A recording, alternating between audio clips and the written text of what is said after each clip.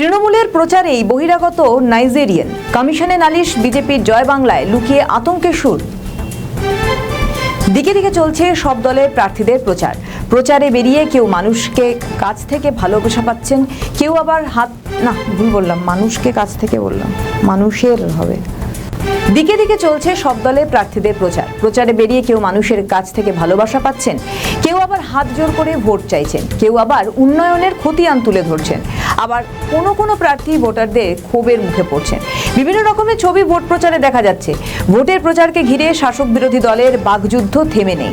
রাজারহাট গোপালপুর কেন্দ্রে অদিতি মুন্সির ভোটের প্রচার ঘিরে নতুন বিতর্ক খবরের শিরোনামে। তৃণমূল প্রার্থী অদিতি মুন্সির সমর্থনে প্রচারে কয়েকজন বিদেশি নাগরিকদের অংশগ্রহণ বিতর্কের ঝড় রাজ্য রাজনীতিতে। সোমবার বিষয়টিতে অভিযোগ জানিয়ে নির্বাচন কমিশনে চিঠিও দিয়েছে বিজেপি, যদিও এই অভিযোগকে অস্বীকার করেছে রাজ্যের শাসক দল।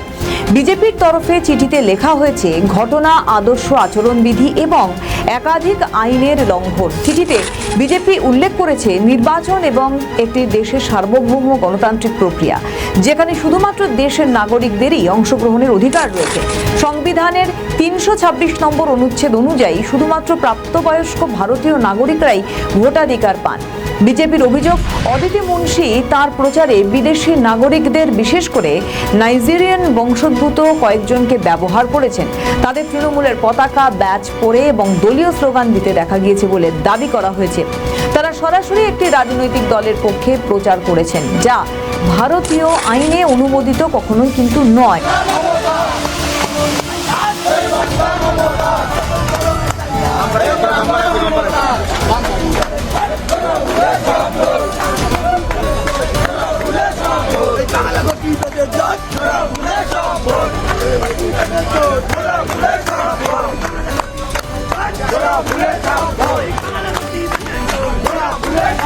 এই অভিযোগের সমর্থনে একটি সোশ্যাল মিডিয়ার ভিডিও লিঙ্কও নির্বাচন কমিশনের কাছে জমা দেওয়া হয়েছে বলে জানা গেছে। এই পরিস্থিতিতে নির্বাচন কমিশনের কাছে তিনটি মূল দাবি বিজেপির। দাবিগুলি হল, প্রথমত, রাজারহাট গোপালপুর কেন্দ্রের রাজ্যের শাসক দলের প্রার্থী অদিতি মুন্সির বিরুদ্ধে কঠোর ব্যবস্থা নেওয়া হোক এবং তাকে প্রচার থেকে বিরত রাখা হোক। দ্বিতীয়ত, সংশ্লিষ্ট ভিডিওটি সব অনলাইন প্ল্যাটফর্ম থেকে সরানোর নির্দেশ দেওয়া হোক। তৃতীয়ত, অভিযুক্ত বিদেশি নাগরিকদের ভিসা বাতিল করে তাদের দেশ থেকে বের করে দেওয়া হোক। বিজেপির তরফে অভিযোগ জানানোর পর রাজ্যের শাসক দল পুরো বিষয়টিকে উড়িয়ে দিয়েছে। এই ঘটনার পর রাজনীতিতে আলোচনা এখন তুঙ্গে। প্রার্থীদের বিরুদ্ধে একের পর এক অভিযোগ সামনে আসায় রাজ্যের শাসক দল যথেষ্ট চাপের মুখে। একের পর এক ঘটনায় কি ভোট বাক্সে প্রভাব ফেলবে, কি হবে তা জানা যাবে আগামী ৪ঠা মে। আমাদের ভিডিও ভালো লাগলে লাইক ও শেয়ার করুন, কমেন্ট সেকশনে আপনাদের মতামত জানান। আরও ভিডিও পেতে আমাদের চ্যানেলটিকে সাবস্ক্রাইব করুন এবং প্রতি মুহূর্তে খবরের আপডেট পেতে প্রেস করুন বেল আইকন।